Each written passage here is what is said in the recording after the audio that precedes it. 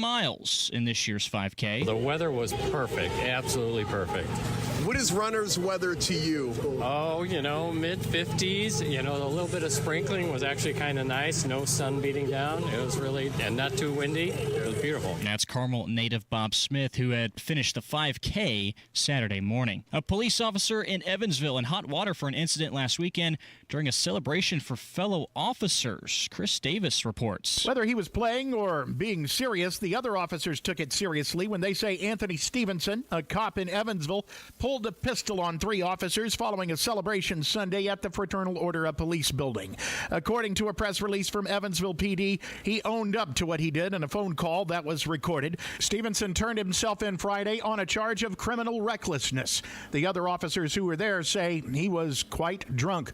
Chris Davis, 93 WIBC Mobile News. Now the forecast from the American Standard Cooling Weather Center. Tonight, on-off sprinkles to light showers. Showers will increase in coverage through the early morning hours, lows in the upper 40s. For tomorrow, that's where we're going to have steady rain set up across central Indiana. On Wish TV, Storm Track 8 meteorologist Ryan Morse for 93 WIBC. My name's Craig Landers. I'm a union laborer for Local 120, and I'm a member of the Veterans Steering Committee and been retired for 7 years. For members of the Laborers International Union of North America, giving back is part of their commitment to the Indy community. I like to help veterans and family downtown. Part of the building burnt down that housed the veterans that lived there. So we donated money to help out. They lost everything they had. They didn't have much. They lost what they did have. When the Indy community needs help, LIUNA steps up. People bring in clothes and shoes and food. We had a couple of car shows and donated the proceeds to the Veteran Suicide Prevention.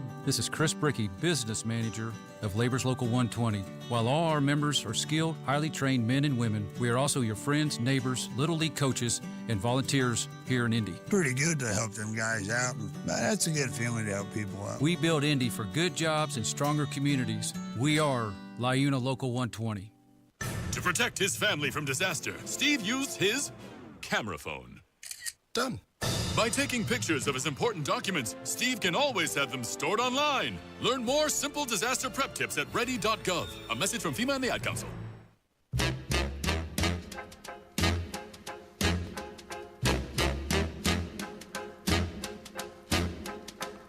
I put a spell on you. You're listening to Saturday Night on the Circle on 93 WIBC. Because you're mine.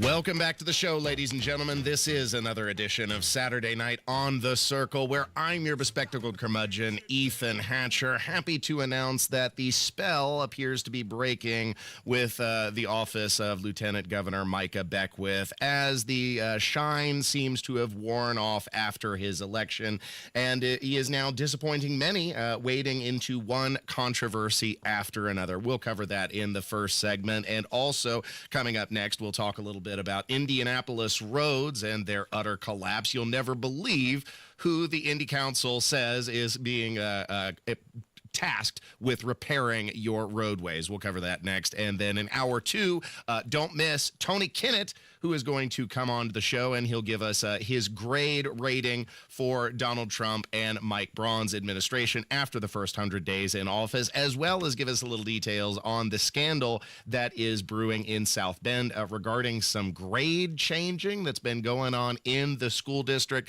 Crazy stuff. But first, announcing the triumphant return of the man, the myth, the legend. It's the one, the only, the hero of heroes, Jack of Blades! I have returned.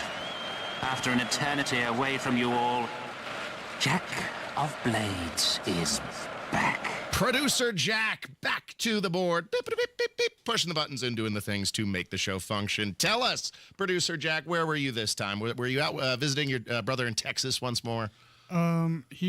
I was at his wedding in Indianapolis, actually. Oh, he came to Indianapolis this time. Yep. So first you were getting fitted. What was it? You were fitted for the tuxedo out in Texas, and then he comes to Indianapolis? Yeah. Well, I think I did get fitted maybe a month before the wedding at somewhere in Clay Terrace in Carmel. But okay. So it was in Carmel, not in Texas. Yeah. I was about to say, what a fiasco. Yeah. Yeah, and I had a great time at his wedding and saw a lot of family, and yeah, it was just a good time. How was the overall. wedding cake? Moist and delicious? Yeah.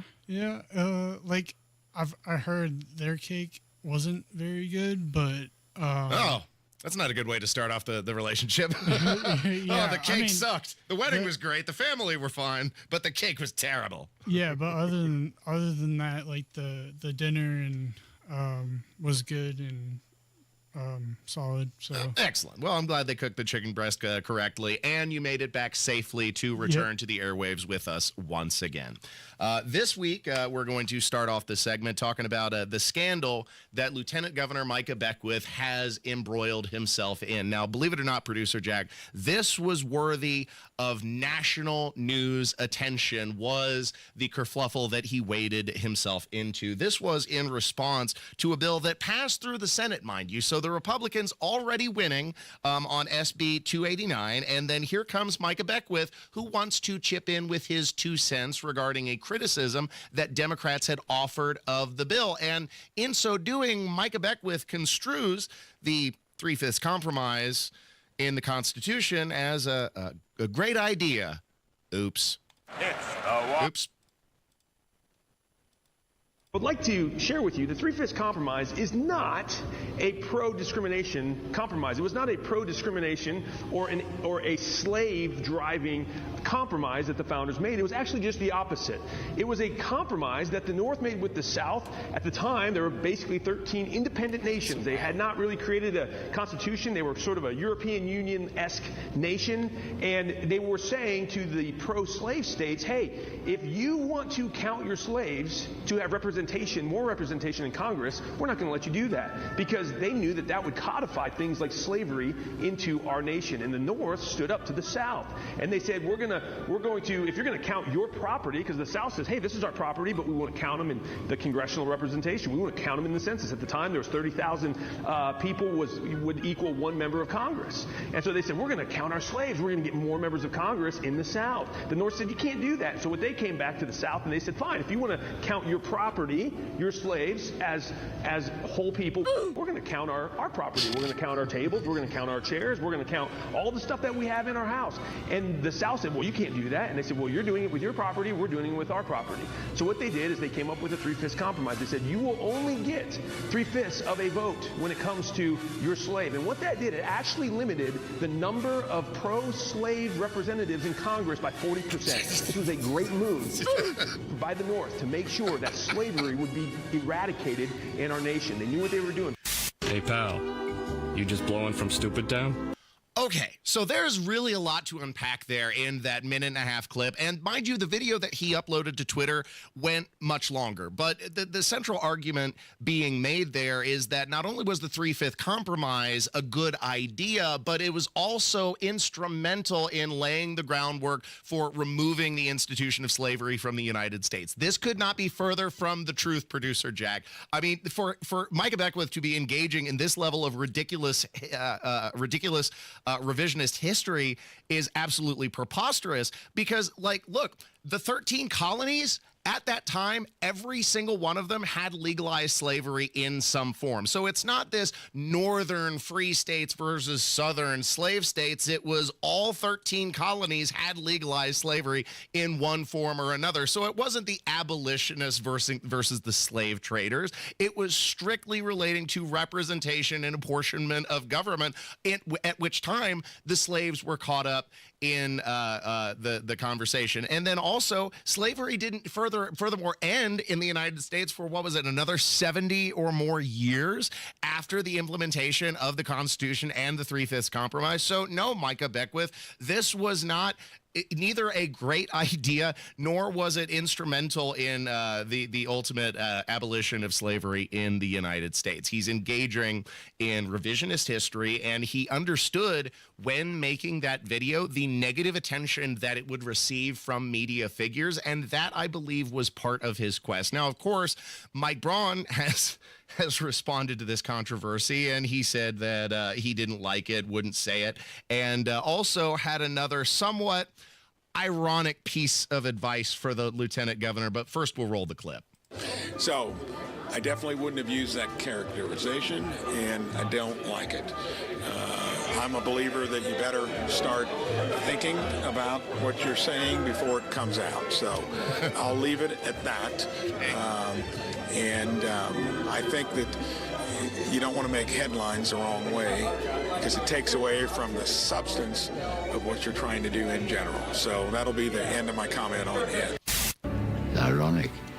Now, producer Jack, the governor is absolutely right here in theory when he says of the lieutenant governor that it's better to think about what you're trying to say before you actually say it. But Mike Braun himself has a little background with making controversial statements without thinking it through first. Let's roll back to, I believe this was 2022 when Roe versus Wade was repealed, and then a reporter asked the then Senator Mike Braun at the time whether or not then if Roe versus Wade should be returned to the states, then whether Loving versus Virginia, the Supreme Court decision that legalized interracial marriage, should also be returned to state regulations. And this is what Mike Braun had to say at the time without thinking about it. So you would be okay with the Supreme Court leaving the question of interracial marriage to the states? Yes, I think that that's something that if you're not wanting the Supreme Court to weigh in on issues like that, you're not going to be able to have your cake and eat it too. I think that's hypocritical. About Griswold versus Connecticut. Well, you can list a whole host of issues. When it comes down to whatever they are, I'm going to say that they're not going to all make you happy within a given state, but that we're better off having states manifest their points of view rather than homogenizing it across the country as Roe versus Wade did. How many times do we have to teach you this lesson, old man? I love the young people.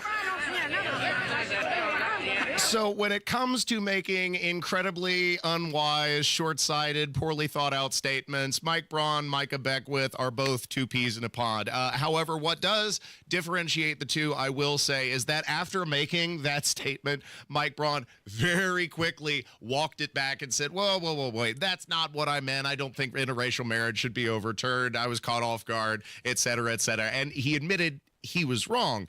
That controversy has then, for the most part, gone away. But Micah Beckwith continues to double down. He won't admit that he's made any mistake in this very revisionist history or in his evaluation of the Three-Fifths Compromise as being a great idea. Not only has he further gone on to double down, but furthermore, he's thumbed his nose at the WIBC audience. And producer Jack, he's told you, he's told me, and he's told you, the listener, that he does not give a damn what any of us think of him. And here's what he had to say on the Kendall and Casey show on Tuesday this week. I'm not saying Braun's the perfect governor. I'm not the perfect lieutenant governor. Nobody's going to be perfect. But I'm saying do not throw the baby out with the bathwater. We've got a shot here to fix this, and we've got to stay united. It's like you guys, if this was the Battle of Lexington and Concord, you would have said, oh, great. And then you would have run away after the first defeat. You would have said, oh, it's over. And we might as well just give up and go home. We cannot do that. We have to stay the course and stay. And I'm not carrying his water for him. I called him out on SB1. I said it was a complicated, convoluted bill. I had a freaking tax rally. It was my office that put that whole thing together. We did videos on it. I did statements on it. I talked about it. And then I come out on the Three-Fifths Compromise video the other day, and you guys were blasting me yesterday for saying too much. So I either say too little or I say too much. I don't know what you want from me. But I will tell you this. I'm going to speak my mind regardless of who wants me to do what, whether it's the governor or WIBC or the base or the liberals. I'm going to say what I believe is true every single day. And that's what you can trust. That's what I signed up for. And if you don't like it, I don't care. You guys don't vote for me for 4 years from now. I will be as happy as a lark if I don't ever win another elected office. I'm doing what God's called me to do in this moment in time, and I believe that God might be up to something, and I think he's going to fix Indiana. Let's go, Bobby. We're done with this jackass festival. When Micah Beckwith infers or outright states that the hand of God is going to intervene in Indiana state politics, I find that so personally offensive, and you can agree with me or not, I guess. But if God doesn't intervene and protect small children who are molested inside of church by church officials in some circumstances. What makes you think that he is going to personally step in and intervene in Indiana state politics? The proposition of that, and if he did such a thing while abandoning little children to be abused, is preposterous and gross, and I reject the assertion wholly. But part of the problem with Micah Beckwith, and when he uses God in his politics, is he believes that God inspires everything he does, which is why, unlike Mike Braun, he won't admit when he's wrong, because admitting that he's wrong would be like admitting that God was wrong. And since God can't be wrong, Micah Beckwith believes that he can't either. That's the problem we're running into here. Thanks for listening to Saturday Night on the Circle. I've ran a little long here, so I got to cut the segment short. Stay tuned. We'll talk about the Indy Council making a surprise announcement of who has been tapped to do pothole repair around the city. You won't believe this clownish state of affairs, but here we are. Stay tuned to 93 WIBC. The pothole. Formed in colder months, tiny fissures are born, and in no time at all, they grow into big, gigantic tire killers. That's why you need Matt Baird Traffic. Watch out on Keystone Avenue. He'll guide you around these hidden monsters. Yeah, might as well call it a basement. And on to safer ground. You don't want to be in the far left lane. Mornings and afternoons on 93 WIBC. Pat Sullivan here with exciting news from my friends at Hope Plumbing, now known as Hope Plumbing, Heating, and Cooling. Hope now offers plumbing, heating, and air conditioning services, bringing total comfort to your home. No more dealing with multiple home service memberships. For only $8 a month, Hope is now your one stop for safety and maintenance inspections and so much more. Make sure you're prepared for those Indiana summer heat waves with an AC tune-up by calling Hope Plumbing, Heating, and Cooling today at 641-HOPE. As an IT professional, you have the opportunity to guarantee your data security, participate in 100% landfill-free disposal, and have peace of mind with R2 V3 certifications. Technology Recyclers provides guaranteed complete data destruction, 100% landfill-free disposal, and the certification to back it up. Protect your data while saving the planet. Receive a free pickup of your e-waste from Technology Recyclers. Visit tech-recyclers.com. That's tech-recyclers.com. Sometimes an identity threat is a ring of professional hackers. And sometimes it's an overworked accountant who forgot to encrypt their connection while sending bank details. I need a coffee. And you need LifeLock, because your info is in endless places. It only takes one mistake to expose you to identity theft. LifeLock monitors hundreds of millions of data points a second. If your identity is stolen, we'll fix it, guaranteed, or your money back. Save up to 40% your first year with promo code NEWS at LifeLock.com. Terms apply. Wesley Financial Group is not a law firm. Do you find yourself stuck in a timeshare? Get the real facts about the timeshare industry and your options for cancellation. Chuck McDowell, founder of Wesley Financial Group, has put together a free information guide that reveals the secrets the timeshare industry doesn't want you to know, including the 5 ways to get rid of your timeshare. Call now and get this timeshare cancellation guide absolutely free. Call 800-822-1598. 800-822-1598. 800-822-1598. Paid for by Wesley Financial Group. Before I was adopted, I felt alone. I felt nervous that I wouldn't have a family. I was getting older and older. I didn't think I was going to get adopted. With help from the Dave Thomas Foundation for Adoption, Lexi, Connor, and LaShawna now have a forever family and the foundation for a bright future. When I was adopted, it was like, wow, I get to settle, and this is permanent. After I was adopted, I felt happy. Adoption changed me for the better. I feel like I can be whoever I want to be. Every child deserves a safe, loving, and permanent home. Help the Dave Thomas Foundation for Adoption find forever families for children who have been lingering in foster care the longest. Learn more at davethomasfoundation.org. When I was younger, I may have did some stupid things, even committed some crimes. but I'm not a criminal. I work for youth advocate programs, YAP. I was Tamani's advocate, helping him stay out of jail, stay in the neighborhood, and get a job. As a little kid, I experienced trauma and I acted out. Made some mistakes, but I'm not a mistake. As Jalen's YAP advocate, I'm always here for her. YAP is a community-based alternative to youth incarceration and neighborhood violence. Youth advocate programs. Learn how at yapinc.org. Mother's Day is almost here. Miss M's Home and Garden is fully stocked with high-quality annuals, trees, shrubs, decor, and more. State Road 135 in Bargersville. When you're high, you feel different. But if you feel different, you drive different. So don't drive high. Brought to you by NHTSA and the Ad Council. Going down the road feeling bad. I'm going down the road feeling bad. Going down the road feeling bad. And I ain't going to be treated this way. You're listening to Saturday Night on the Circle on 93 WIPC.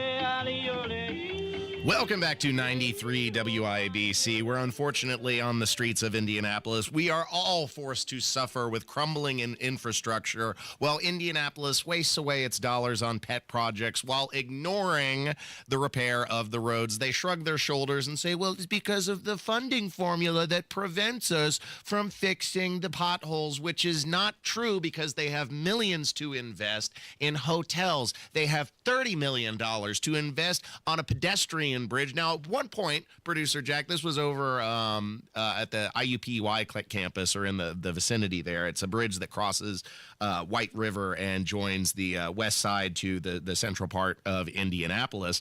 And at one point, this was going to be a 4-lane bridge, but then they decided to widen the medians for extra pedestrian space, extra bicycle space, and now they're devoting more than half to vehicles that offer the least utility. And this is a game they're playing across the city. They've expanded the medians, the bicycle medians on New York and Michigan streets. Now they're double wide. They get their own dedicated east and westbound lanes, just like big boy vehicles, and road diets that the city has implemented in order to engineer gridlock across the city. And they hem and they haw, and they say that they don't have funding to patch the potholes, but they have all the money for all those other projects, and that costs money too, producer Jack, because they had to install concrete barriers and isolated bollards and all these striping and the concrete extensions. It's bullpucky, and it is lies that the Indianapolis City Council has fostered onto you in order to deflect blame from them. And the situation has now gotten so bad, producer Jack, that neighborhoods are implementing and tapping on the shoulders of the Boy Scouts to fix their neighborhood roads, as reported by the Indy Council. Potholes. I've got an answer in my area. The Boy Scout troop self-patched several chuck holes in a neighborhood. Now, I know you don't like that, and it's probably not legal, but they were so motivated because the neighborhood was so frustrated. The Boy Scouts came out and just went to Lowe's and got a bunch of self-patch. How long that lasts, I don't know. But I'm going to be honest with you. I hate this place, this zoo, this prison, this reality, whatever you want to call it. I can't stand it any longer. And of course, leave it to the status in the Indianapolis City Council to decry the neighborly good works of these Boy Scouts as illegal road repair. And I'll bet you, producer Jack, I'll just bet you they did a better job with their self-patch they got from Lowe's than DPW. Have you seen on some of these streets the loose fill? I mean, they don't even bother to tamp down the asphalt in some cases. It's ridiculous. Yeah, sometimes they just feel like speed bumps. Yeah, well, they kind of they loosely shovel it in, they move on to the next hole, and then after the first rain or the next few vehicles, it's all tore out again. Yeah. Refuse to repair the roads. And Indianapolis is a joke, man. Indiana itself, when it comes to road repair, has fallen far behind other states, other cities, even when receiving similar funding levels. So it's not just about a lack of funding. It's not that we have more road miles or more complicated infrastructure than other cities. It is about corruption and negligence. And if we really want to get to the bottom of this, we need to audit DPW and NDOT and see how those resources are being expended, because it doesn't just come down to a funding formula, although that needs tweaked too. Speaking of things that need tweaked, RFK Jr., in his quest to make America healthy again, running Health and Human Services, he is seeking to ban sugary sodas and candy bars from being covered by SNAP benefits. And after getting the green light from the federal government, several states have now implemented this change in their own supplemental nutritional assistance program benefits, including the state of Indiana. And the soda industry, of course, is pitching a fit in some of the most ridiculous ways. This, according to RFK Jr., who says that the nutrition program doesn't have anything to do with nutrition. What are you, crazy? Secretary Rollins had the soda industry come and knock on her door very much, very loudly, and they said to her, well, the SNAP program is not supposed to be about nutrition. She pointed out to them that there is no nutrition in a soda. And they said, well, it's not supposed to be about nutrition. And she said to them, the name of the program is supplemental nutrition. It is about nutrition. Boom. Roasted. So that's a hilarious position to take up. And I have mixed feelings on this issue, because I can totally see the legitimacy from a perspective of promoting health, why you would remove sodas or candy bars from being covered by government assistance. You know, you can buy that on your own dime. It's not like you're banned from it. It just doesn't have to be provided to by the government. But on the other token, this is the government in a way dictating what the dietary restrictions of people receiving assistance must be. And does that comport with the values of a land that, identifies itself as being the land of the free and the home of the brave? It seems very communist to control what other people are allowed to eat, what other people are allowed to buy.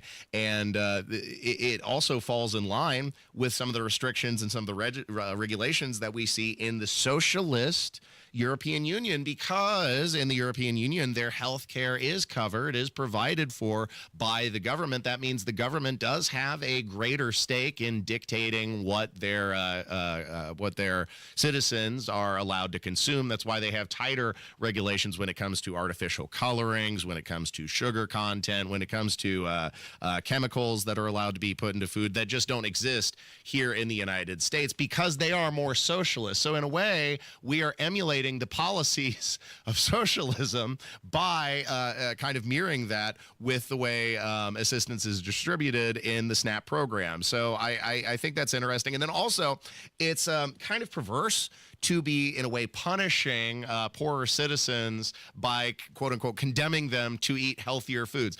Ironically, though, not the first time in history, Producer Jack, that's sort of been the case. That, in a way, mimics the state of affairs in the Middle Ages, in medieval times, when the lords of the manor, the kings, the queens, and the nobles, they could afford to buy seasonings that had to be imported from faraway lands. They could afford to buy, limited quantities of processed sugar, refined sugar, which was very hard to make and very difficult to import in medieval times. And what did all the poor people eat?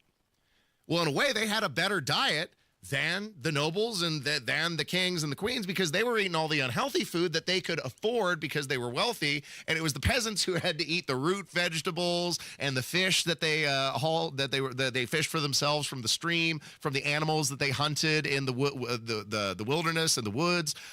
So in some ways, they had a healthier diet than the nobles, and it's interesting how, once again, we're kind of circling back around. So yeah, obviously I could talk about that a little bit more, but there was another thing that RFK Jr. said during the cabinet meeting on Wednesday that I think hasn't gotten the amount of attention that it really needed to. And this is a fascinating statement for him to make about the HHS, in which RFK Jr. appears to, well, it doesn't appear to, he accuses the federal government and the Biden administration of engaging in human sex trafficking. What a claim. We have ended HHS as the role as the vector, the principal vector in this country for child trafficking. What? And during the Biden administration, HHS became a collaborator in child trafficking and for sex and for slavery. And we have ended that, and we're very aggressively going out and trying to find these children, the 300,000 children that were lost by the Biden administration. Curiouser and curiouser. 300,000 children lost by the Biden administration engaging in slavery and human sex trafficking. Look, I'm not going to say it's impossible because humanity is possible or is capable of incredible acts of depravity. But that said, I'm going to need to see the receipts on this one, Producer Jack, because that is a hell of a claim to make out loud without offering any degree of supporting evidence, which so far we have yet to see, and people haven't circled back to that from RFK Jr. yet. Hopefully, we will hear more in the coming days. Stay tuned to 93 WIBC. Don't miss the Sound Dump up next. Tony Katz. Why is there only 3 bourbons? Why isn't it 100 bourbons in 100 days? Because you're not paying for it. All right, that's still good, though. That is Tara Hastings bringing you 100 bourbons. I trust you. Well, thank you for that ringing endorsement. You're good enough, you're strong enough, and gosh darn it, people like you. If that is not in a WIBC promo by the end of the day, David Wood, program director, I'm firing everybody. I have no authority to fire anybody, but I'm doing it. Tony Katz, mornings 6 to 9 on 93 WIBC and WIBC.com.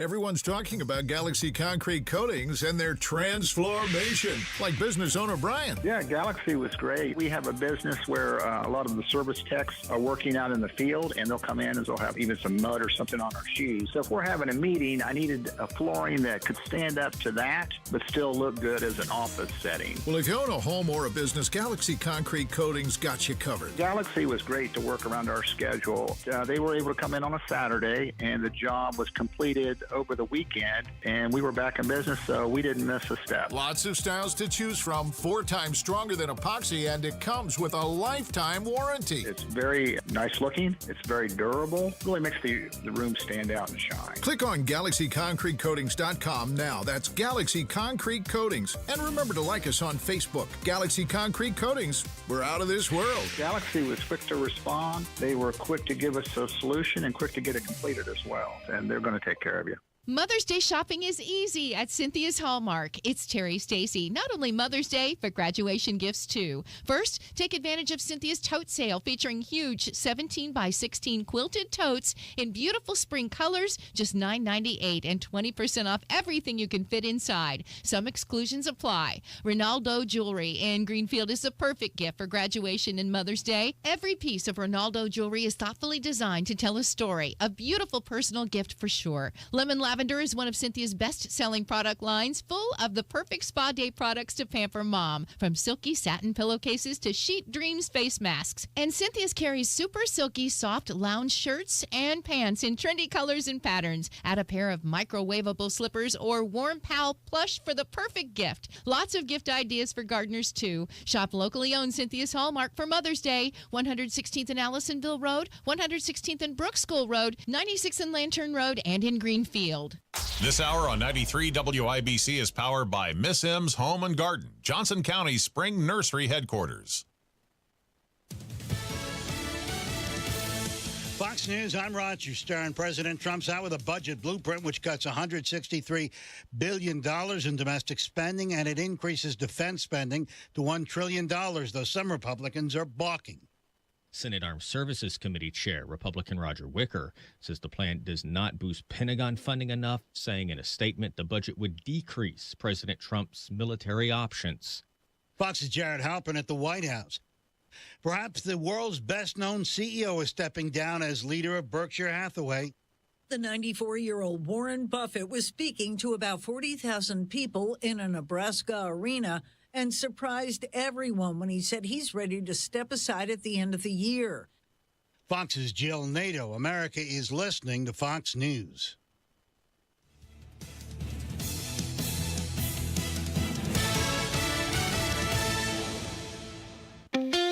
Farnsworth Metal Recycling, a familiar face in Indy. Farnsworth Metal Recycling will pay you cash for your scrap metal. Ray's Demolition and Farnsworth Metal Recycling may seem familiar to you, and that's because they are. They're trusted local family-owned businesses going back 3 generations in Indy with their familiar orange logo and a name you know. But you may not know they'll pay you cash for your scrap metal. Cash is king. Your scrap aluminum, steel, copper, and brass will get you cash from Farnsworth Metal Recycling. Just drop it off or schedule a pickup, and you'll put cash in your pocket. Ray's Demolition and Farnsworth Metal Recycling. Local names you can trust with 2 locations. Farnsworth Metal Recycling, a familiar face in Indy. Get cash for your scrap. Get started at farnsworthmetals.com. Hi, this is Denny Smith for LD Smith Plumbing. Joining me now is really the head of the whole company. Lance thinks he's the boss, but it's really not. It's Jennifer. You're the proud mother of LD Smith Plumbing, whether you want the job or not. How much fun is it to see those 5-star reviews? It is the best. We love to review those with the guys. To see their smiling faces and know that we have done such a good job in the field is just priceless. My goal is always to make their day a little bit easier. For any plumbing issue, it's ldsmithplumbing.com. Sometimes an identity threat is a ring of professional hackers. And sometimes it's an overworked accountant who forgot to encrypt their connection while sending bank details. I need a coffee. And you need LifeLock, because your info is in endless places. It only takes one mistake to expose you to identity theft. LifeLock monitors hundreds of millions of data points a second. If your identity is stolen, we'll fix it, guaranteed, or your money back. Save up to 40% your first year with promo code NEWS at LifeLock.com. Terms apply.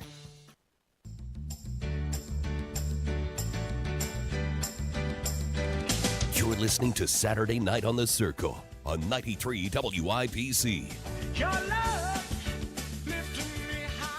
Welcome back, ladies and gentlemen, as we delve deep into the slime and the grime of another week in the lamestream media, where the race hustle is alive and well as leftist hosts weep and gnash their teeth following a historic loss to Donald Trump. You'll hear the misbegotten daughter of Tim Walz lament the privileges of running culture, and Anna Navarro on CNN snaps at a black contributor on air, and finally, Joy Reid ineptly discusses her racist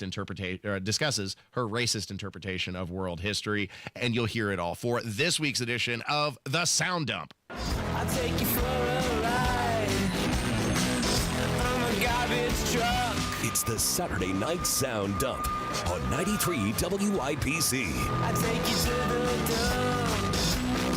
I show you the sights, you know you wanna ride. I'm a garbage truck. Welcome back to Saturday Night on the Circle, where I'm your bespectacled curmudgeon, Ethan Hatcher, and producer Jack is back, beep, beep, beep, beep, beep, pushing the buttons and doing the things to make the board function where he belongs. We're going to start with Tim Walz's crazy daughter, Hope, talking about running culture. And did you realize, producer Jack, that if you engage in running culture, if you as a white man run about the neighborhood, that you are exercising your privilege? I did not know that. Oh, well, that was literally the first thing that Tim taught Hope. Don't take my word for it. She says that. Running as an act is political, and you know who taught me that? Tim Walz. The first thing he told me when I was first getting into it in high school, granted I don't really do it as much anymore, I go in spurts, but when I was first getting into it in high school, the first thing he told me was that running is a privilege, and being a part of the running community is a privilege that not all people have access to. Whether you do it recreationally or you race a lot or you are, at the elite level, it is a privilege. Whether it be you just having the time to run, access to funds to buy the gear, access to, healthy quality foods that fuel you as you're training and as you're running, access to, a safe, stable situation that allows you to be in a good mental state to be able to run. All of those things are hard to come by, and if you have them and are a part of the running community, that is a privilege. And that, again, was the first thing he taught me.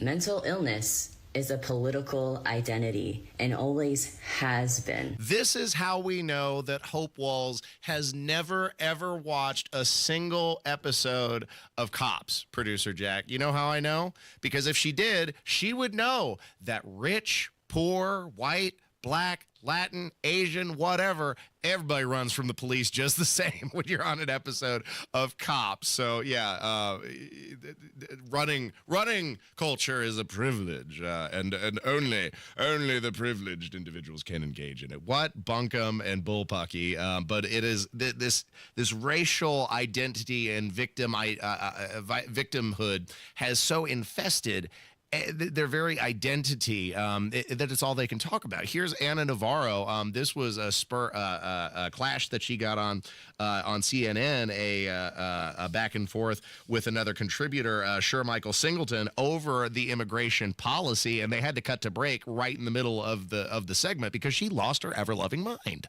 You're in this country illegally, you are going home. Simple as that. We do not have unlimited resources. I think a lot of Americans to take care of other people. There's a hell of a lot of people other than the black people who were brought here as slaves who came to this country illegally. They're not the same as black people who were brought here against their will. That's exactly what I just said. I said there is a lot of people other than the black people. That's exactly what I just said. That's exactly what I just said, Sher Michael. Look and act indignant. That's exactly what I just said. Let me just Sher Michael. Other than the black Anna and Sher Michael, please. There are a lot of people from Sher many Michael, I think you countries actually that came misheard here what illegally. I think you misheard what she said. No, he purposely misheard. She said. Yes, she did. So now you're in my Sher brain? Michael, listen to me for just a second. Is that where we're going? Sher You think Michael, I would listen to me say for a I who have second. advocated Anna, for black please people stop. my entire life would Anna, say something like that? Anna, Give me a Because damn you've break. advocated for black Anna, people, please great. stop. Congratulations. Last time I checked, I'm black. You're not. Okay, Sher Michael. That's right. I'm Latino and my people are being racially profiled. It is. And do I have to remind you the history of my people? Sure, Do I I have want to to go there? no, I don't. Do you really Okay. want to go there? Raul, we're going to go to break. Raul Reyes, thank you very much for joining us. Everybody else, hang tight. History was not We'll be right back. erased when I was studying history like the president. I'll be here to entertain you and love my life for many, many years to come. Me.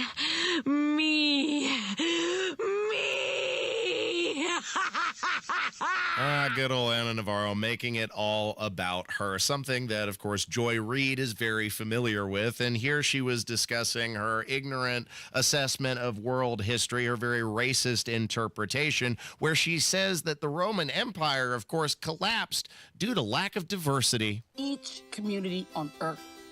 If you take that away and try to distill us just down to white folks, we'll be like Europe, an aging, slowly dying former empire. The Roman Empire didn't survive because it didn't have enough strength in its diversity. It suppressed its diversity and it died. If the U.S. wants to be the Roman Empire, keep voting the way you're voting, y'all.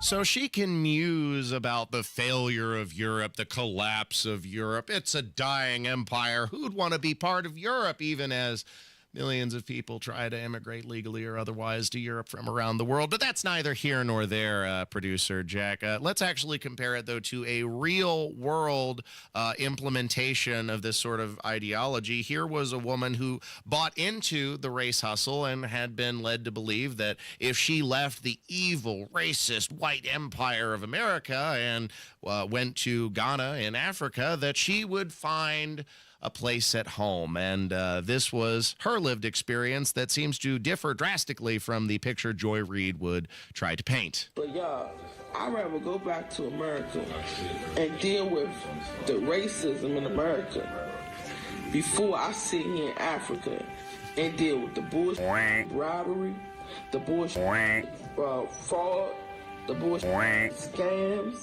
the bullshit too expensive, the bullshit not having no snacks, the bullshit not having no food, the bullshit electricity, the bullshit hot water, the bullshit what's the called that be coming down?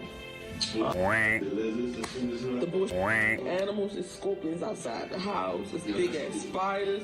It's big ass lizards. When you're trying to reach the workout on an essay. All in the room with you, sleeping with you. All the people trying to scam you when you go outside thinking you rich, so they trying to get more money off of you. I'm really trying to wrap my head around it. I'm really trying to wrap my head around how are Americans coming to Africa and being happy. Please comment down below, because for me, I'm ready to go. Perhaps you think you're being treated unfairly. No. Good. This deal is getting worse all the time. See, nobody tell Joy Reid. Turns out, Americans, if given the opportunity and the choice, would rather return to their country of origin than live it out in Ghana with the emaciated dairy cows and farm animals and lizards and scorpions and other assortment of critters running through the house and other problems. I mean, anybody could have told you that, but now this woman, because she's bought into the race hustle of people like Joy Reid, has actually, in many ways made her life significantly more difficult. Before we cut to the next break, however, there was one other soundbite I wanted to play from Michelle Obama's podcast. She was having a conversation with Marlon Wayans regarding his transgender child, something that seems to be incredibly prevalent in Hollywood, almost as if this transgenderism was a social contagion. But that's not the purpose of the clip that I wanted to talk about. Instead, it appears Michelle seems to be wading into the conspiracy theory that Michelle is, in fact, Mike Obama, and makes an interesting slip-up, shall we say, or at least that's how some have portrayed it. I wanted to talk, Marlon, a bit about, just so proud of how you are being a role model for dealing with a child that's transgender. Absolutely. And that's, that warms my heart, particularly as a Black man. Would you care to share that journey of... Well, I learned... He said it. He said it. There it is. There it is. Warms my heart as a Black man. Now, Producer Jack, you're the neutral third-party observer. Who did she seem to be referring to there? I'm not really sure. Right. Well, I mean, it seemed she was referring to herself. But of course, no, it appears that this is just an incredibly awkward phrasing. But she was referring to Marlon Wayans' experience as a Black man dealing with a transgender child. She just phrased it in the most awkward way humanly possible. Unfortunately, that's all the time we have. So stay tuned for the next segment on 93 WIBC. If you can plan barbecues and weddings, you can plan to protect yourself from a natural disaster. Sign up for local alerts, prepare an emergency kit, and make a family communications plan. Get started at ready.gov/plan. Brought to you by FEMA and the Ad Council. You know exactly why you need to remodel that kitchen of yours. The space, it's outdated. You can't move around like you used to. It doesn't work like it needs to. You want to entertain and you want to improve your quality of life. This can happen, just not with the kitchen you have. You need to call Booher Remodeling, BOOHER, BooherRemodeling.com. They can take that old kitchen that's deteriorating and broken down and turn it into something that works for you and your family. Their 5-step design process from start to finish, the consultation, the preliminary design, the design development, getting all the documents together, and then getting it done. The best materials, the most skilled craftsmen in Central Indiana. Booher Remodeling will guide you through the entire process, starting with the free initial consultation, and they stand behind their work with a 2-year workmanship guarantee. Create that new kitchen. Design experts can use an existing layout or begin completely from scratch. Talk to Booher Remodeling today. BOOHER, BooherRemodeling.com. That's BooherRemodeling.com. The heart of a mom gives everything: her time, her love, her prayers. And just like Jesus showed us the power of selfless love, many moms and mother figures demonstrate it every day. Whether it's a hug, a call, or a simple thank you, let her know she's cherished. Consider bringing her to church. She would love the time with you to sit and consider the deep things of God. So celebrate her, celebrate love, and give thanks to the one who gave us both, Jesus. LifeChurchIN.com. Lanny went to college and racked up huge debt. A little bit over $100,000. For a degree he couldn't use? Now what? I had a friend that went to My Computer Career. They even helped him get hired immediately after graduation. One of the things I love about IT is that you can work from anywhere you want. You could become an IT pro in just months, including cybersecurity and the basics of AI with zero experience at mycomputercareer.edu. It worked for me, and I know it can work for you. This is one student's experience. Individual results vary. Sometimes an identity threat is a ring of professional hackers. And sometimes it's an overworked accountant who forgot to encrypt their connection while sending bank details. I need a coffee. And you need LifeLock, because your info is in endless places. It only takes one mistake to expose you to identity theft. LifeLock monitors hundreds of millions of data points a second. If your identity is stolen, we'll fix it, guaranteed, or your money back. Save up to 40% your first year with promo code NEWS at LifeLock.com. Terms apply. Addiction doesn't just affect one person, it touches everyone around them. That's why Matt Baer and Ryan Hedrick created the Supporting Sobriety podcast. It's for the friends and family standing behind, offering hope, guidance, and real talk. Listen now wherever you get your podcasts. Yeah, you really got me now. You got me so I can't sleep at night. Yeah, you really got me now. You got me so I don't know what I'm doing. You're listening to Saturday Night on the Circle on 93 WIPC. Welcome back to the show, ladies and gentlemen. This is Saturday Night on the Circle, and the news buzzing about town has all been about this very interesting interview with Bill Belichick and his girlfriend about their relationship status. And during the interview, she interjected the whole time and didn't seem really eager to talk about how they met. And people have found this interesting, producer Jack. Jordan Hudson, his creative muse, as he writes in his book. Make sure that that's the... Jordan was a constant presence during our interview. You have Jordan right over there. Everybody in the world seems to be following this relationship. They've got an opinion about your private life. It's got nothing to do with them, but they're invested in it. How do you deal with that? Never been too worried about what everybody else thinks. Just try to do what I feel like is best for me and what's right. How did you guys meet? Not talking about this. No?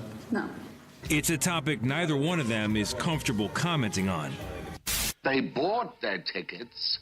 They knew what they were getting into. I say, let them crash. So Bill Belichick knew what he was signing up for in this relationship. And why people wonder about this is a mystery to me. He's something like 73. She's something like 22. Where do you think they met, producer Jack? Look, if she's not an escort, she's probably a stripper. She's certainly a gold digger. And that's the genesis of how these relationships happen. It's not a mystery. And in fact, AI, Bill Belichick, weighed in on exactly how he feels about this. I wanted to take a second to address the rumors swirling around about my interview the other day and tell you all the truth about my relationship with Jordan. The truth is that you're all just a bunch of f***ing haters, and it drives you crazy to see a 70-year-old guy happy with a smoking hot 24-year-old chick bouncing up and down on his crusty pair of balls. You hate it because I've made it in life and you haven't. I've got 8 Super Bowl rings and you got none. There we go. There we go, producer Jack.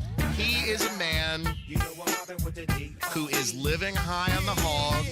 He has his wealth, he has his fame, name recognition, and he is utilizing it to get the finer things in life, and which in this case, it is a relationship, and this is a commercial transaction, a monetary exchange. Why people find this to be a mystery is just utterly baffling to me, producer Jack, because it seems pretty obvious from where I'm sitting. Yeah, and I don't know, I guess just let him live his life. Exactly. Let the man enjoy himself. Let him enjoy his young, lovely 22-year-old girlfriend. Thanks for listening to Saturday Night on the Circle. We're coming in hot and heavy with Hour 2 on the way. Don't miss it. A conversation with Tony Kinnett and Conspiracy Carl is up next.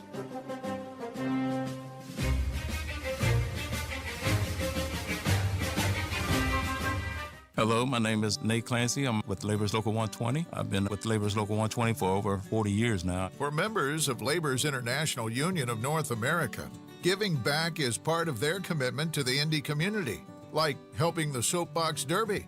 We painted the bridge. The Wilbershaw Bridge is an iconic bridge for the Soapbox Derby. It's been there forever. It was, needing work. When Indy or surrounding communities need help, LIUNA steps up. Members that went over there, we seen that it was needing work. Power washed, done the painting, just anything that was needed, and it looks amazing now. This is Chris Brickey, business manager of Labor's Local 120. While all our members are skilled, highly trained men and women, we are also your friends, neighbors, Little League coaches, and volunteers here in Indy.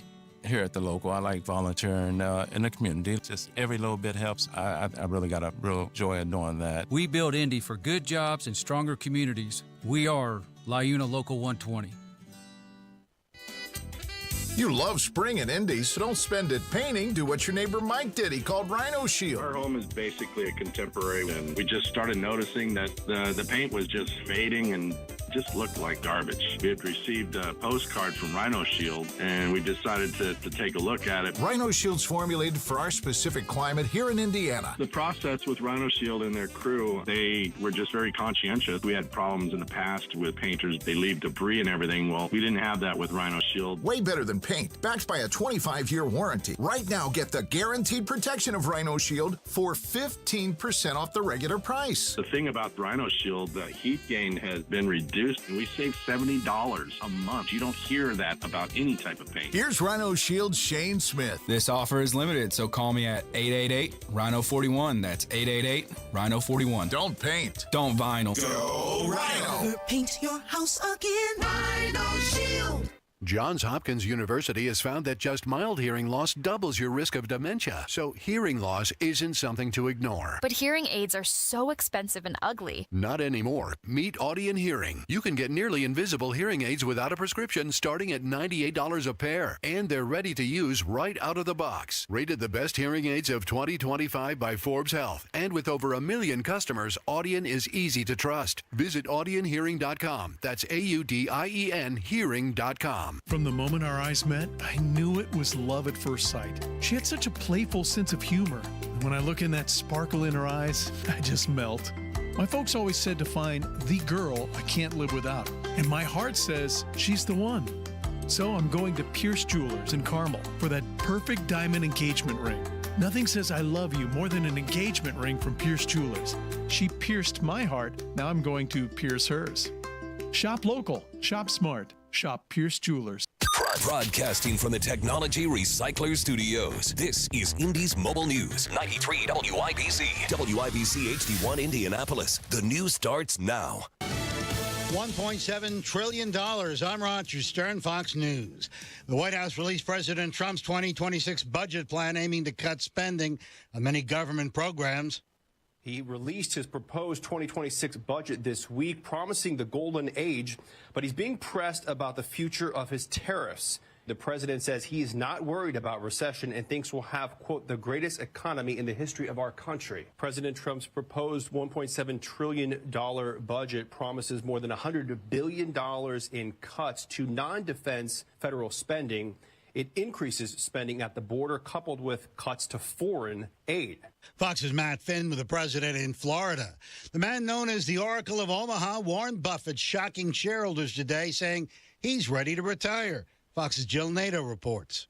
The 94-year-old Warren Buffett was speaking to about 40,000 people in a Nebraska arena and surprised everyone when he said he's ready to step aside at the end of the year. He said several times in the past he never wanted to retire. The legendary investor's reported to be worth about $168 billion. He also warned the crowd about what he said were the dangers of President Trump's tariffs. Buffett said Trump's trade policies have raised the risk of global instability by angering the rest of the world. Trump's argued that his tariffs are motivated by making trade more fair for the U.S. Jill Nato, Fox News. Australia's centre-left Labour Party has won today's parliamentary election. Anthony Albanese is the first prime minister to win a second term in 21 years. He says Australians look after each other and described opposition leader Peter Dutton as Doji Dutton. America is listening to Fox News.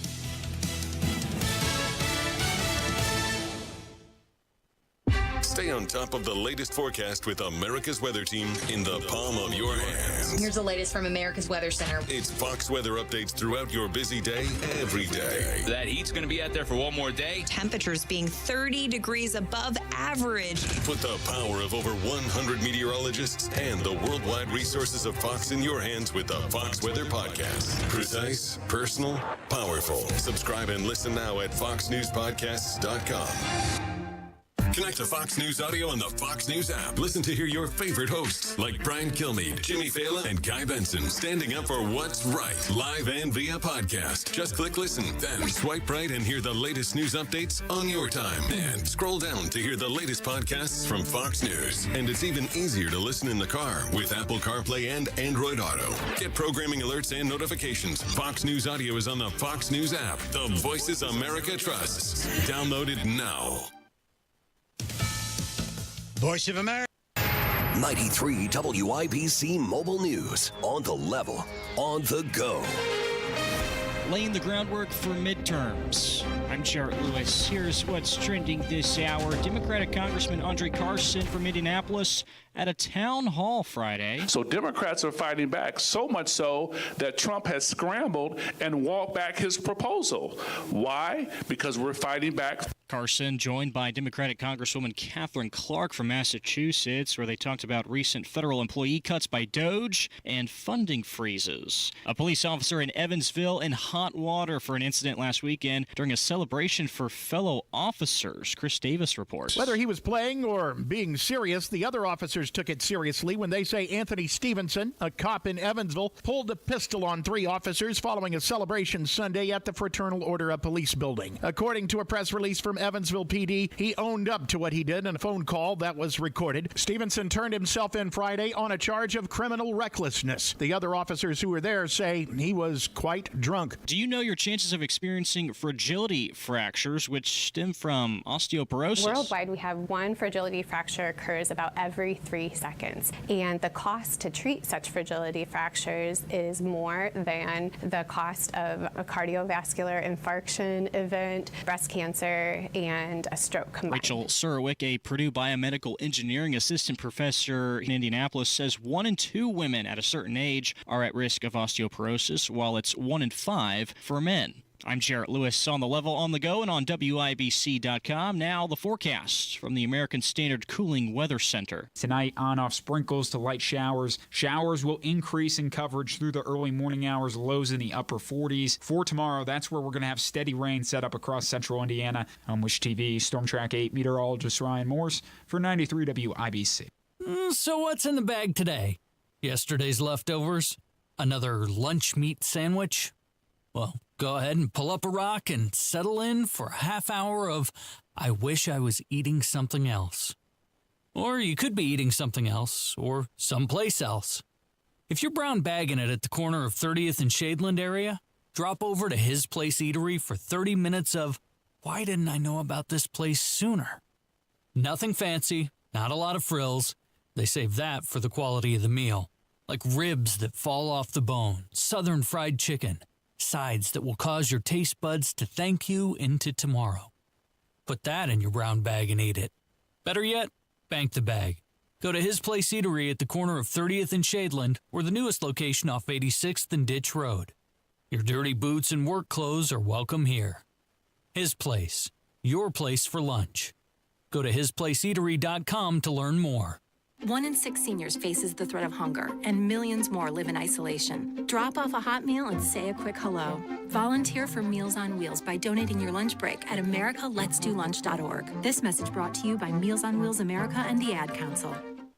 But if I finish all of my chores and you finish thine, then tonight we're gonna party like it's $16.99. We've been spending most our lives living in an Amish paradise. This is Saturday Night on the Circle on 93 WIBC. It's hard work. Hey, welcome back to the show, ladies and gentlemen. This is hour 2 of Saturday Night on the Circle. If you missed the first part, don't worry. You can catch the rest of it on the replay when it unlocks on the YouTube machine once we're done. Also, we upload a podcast to WIBC.com, as well as my personal podcasting page, Saturday Night on the Circle.fireside.fm. Also, make sure to hop on the YouTube machine and smash the like button for the show. It helps the station, helps the program. Instagram. Helps boost us in the algorithm. And most importantly, if we get 50 likes, producer Jack's grandma will give him 3 pats on the head and a Werther's original hard candy. Very important stuff. We are 5 likes in, 45 likes away. So we need 45 of you fine folks to hop on the YouTube machine and give us a boost. This segment, I, of course, wanted to talk about an incredible revelation regarding the wife of Kilmar Abrego Garcia, who has been a little dodgy, shall we say, about her past request for orders of protection against her husband. Now we have audio that has come to light from her interactions with the court in 2020. We'll get into that. But first, Chuck Schumer attempts to do a bit of a political victory lap because Donald Trump's popularity has fallen in recent weeks, mostly due to his performance in the economy. People see the flip-flopping and the uncertainty as it relates to tariffs, and that has an impact on his popularity rating. That said, though, he is light years above where Democrats are at this point, and so Chuck Schumer tries to make hay that his popularity has dipped, even though Chuck Schumer's popularity rating itself is abysmally and, in fact, far lower than Donald Trump's. Americans are noticing. The polls this week show Trump has the lowest 100-day approval rating since they started polling 80 years ago, the lowest. Even worse, 72% of Americans think it's likely that Trump's handling of the economy will walk us directly into a recession. People who hate what Trump is proposing. Yes. There's a poll out today that has your approval ratings lower than any other congressional leader, 17%. Are you concerned that you may be a liability for your party? Polls come and go. Our party is united. We're on our front foot. We're stepping forward and going after Trump and having real success. The reason I'm telling you all this is because I'm playing both sides so that I always come out on top. Man, that's a professional politician right there, Jack. That is utterly shameless. So he's trying to make hay over Donald Trump's rating, which has fallen into the mid to low 40s. His rating is 17%. At first he's like, "Oh, look at these polls. Donald Trump's polls have fallen in recent weeks." And then the reporter points out, "Well, dude, your polling is at 17%. Polls come and go. Democrats are united against Donald Trump." The hypocrisy is so shameless, it's hysterical. Speaking of hypocrisy, though, of course, Democrats continue to embrace the failed prospect of going to bat for so-called Maryland man from El Salvador, Kilmar Abrego Garcia, who is a wife-beating, human trafficking, gang-affiliated individual, who is also an illegal alien and a resident of El Salvador. And this is the person who Democrats have made the mascot for their opposition to Donald Trump's border policy and border enforcement. But, of course, it came to light that in the past, his wife had sought orders of protection against this so-called upstanding citizen. And in interviews, she was very dodgy. She refused to acknowledge it. But now, producer Jack, this was uncovered by USA Today. They rolled the tapes from 2020 when she interacted with the court. And at the time, she said she was being pressured and brainwashed by the family members not to press charges against Kilmar. What makes us think that if that was the case then, they aren't doing some similar shady stuff to her today to get her to keep quiet? I came to fill out a protective order. I think it was in December. But I didn't show up to the court because his family, washed my brain telling me that his dad was sick and not to do it. So I didn't do anything. But after that, it was I would call the police. I have a lot of police reports, and I kept trying to get to the door basement to try to open the door, and then he pushed me. So then when I was able to go outside to get a phone, I called 911 from a disconnected phone. Now they took a long time to get to the house. It was probably 20-30 minutes. So I saw a neighbor walking his dog, and I opened the door and I was like, "Help!" And then when he heard me, he grabbed me from my hair and then he slapped me. And then the neighbor, he didn't know what to do. He didn't know what to react. I have pictures of the evidence, all the bruises, because it's not, even on Wednesday, he hit me around 3 in the morning. He would just wake up and hit me. And then last Saturday for my daughter's birthday party, before I went to my daughter's birthday party, He slapped me 3 times, and then last week I did call the police. My sister called the police because he hit me in front of my sister. You can't keep getting away with it! You can't keep getting away with it! So it sounds like this wasn't an isolated incident by any stretch of the imagination, producer Jack. It sounds like this is a repeated habitual offender, somebody who is violent on a regular basis with their significant with their partner, with their significant other. And this is who Democrats are fighting tooth and nail to return to the country. That is a statement in and of itself. Of course, we're also dealing with justices who have been poisoned by this ideology, justices who themselves, in some cases, are harboring illegal immigrants, as was the case for the New Mexico judge who was arrested. And now Donald Trump is using the full force of the Department of Justice and the law in order to prosecute individuals who are standing in the way of federal officials officiating and executing the laws that have been passed duly by Congress, namely border security. And Tom Homan made it clear they're not putting up with it. Not anymore. If I can also answer your question, as far as the judges, look, we just arrested a judge, Pam Bondi, for impeding ICE enforcement removals. I said from day one, you don't have to support ICE's operations. You can support sanctuary cities if that's what you desire to do. Sanctuary cities can stand aside and watch ICE keep their communities safe, because any public official, whether you're mayor, city councilman, or governor, their number one responsibility is protection of the communities. And ICE has been clear, we're targeting public safety threats and national security threats. I can't believe there's any elected official, and especially a judge, that doesn't believe we should be doing that, and they should be helping us. But I said from day one, you can sit aside and watch, you can argue against us all you want and protest all you want, but when you cross that line, and I've said this 1,000 times, when you cross that line to impediment or knowingly harboring, concealing an illegal alien from ICE, you will be prosecuted, judge or not. Now, Democrats can wring their hands and gnash their teeth and lament the weaponization of the Justice Department all they want to. But producer Jack, let's never forget, it was they who started it when they allowed, or I should say forced, the FBI to descend on Mar-a-Lago for Donald Trump's classified documents that he still retained after exiting the White House. They attempted to weaponize the Department of Justice, and now they're crying foul when they're breaking the law and they're facing accountability for it. Thanks for listening to Saturday Night on the Circle. Coming up next, a conversation with Tony Kinnett. We're going to give a grade on the first 100 days of Donald Trump and Mike Braun, plus give you the skinny on a grade-changing scandal in the South Bend School District. Don't miss it. Tony Katz. Rob Gronkowski is going to be the Indy 500 Coors Light Snake Pit Grand Marshal. That's deflating. See what I did there? See what I did? Come on, that's good. I think that means he's in charge of being somebody who wears pants to model good behavior. I should broadcast from the Snake Pit. Full suit, cigar, broadcasting from the Snake Pit. Challenge accepted. Tony Katz, mornings 6 to 9 on 93 WIBC and WIBC.com.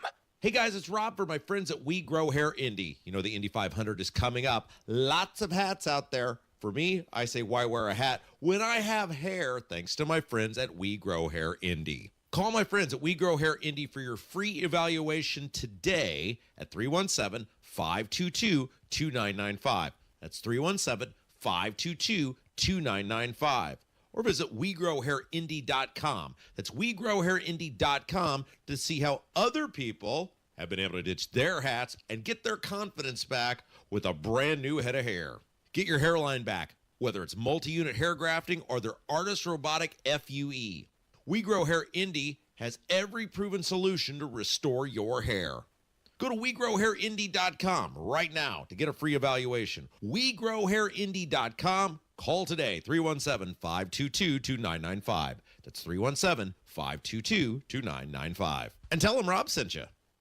Tamara and Nigel for Window Nation. May is officially here, and so are the rising temperatures. Beat the heat and keep the AC in your home with Window Nation's energy-efficient vinyl windows. During their semi-annual sale, you'll get 60% off and a free entry door when you purchase a house full of windows. Plus, no money down, no interest, no monthly payments until 2027. That's a lot of savings and a super smart investment. So how exactly do they keep prices affordable? Window Nation works directly with the top window manufacturers in this country. Windows assembled right here in the USA. Plus, their windows come with a lifetime warranty, so you'll keep saving long into the future. Window Nation's semi-annual sale. It ends soon, so do not miss your chance to get 60% off and a free entry door when you purchase a house full of windows. Plus, you don't pay anything until 2027. Schedule your estimate right now. 866-90-NATION or visit windownation.com.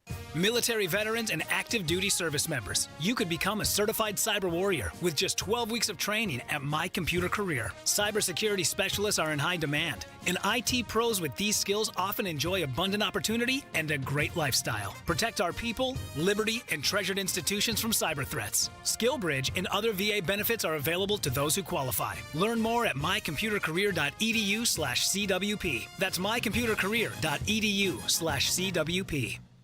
Hey, it's Big Joe for your trusted local independent American Standard heating and air conditioning dealer, Kirby Heating and Air Conditioning.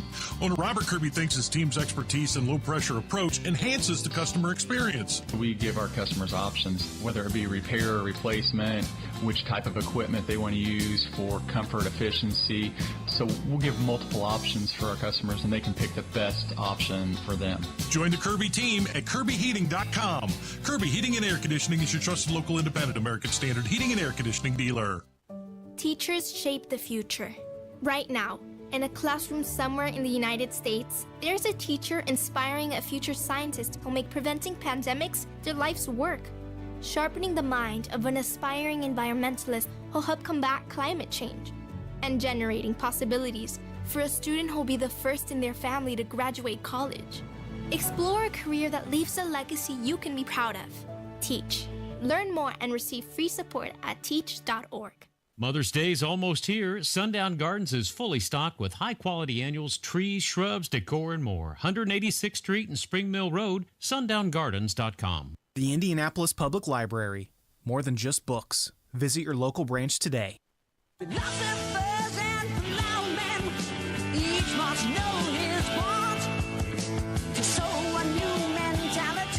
You're listening to Saturday Night on the Circle on 93 WIBC.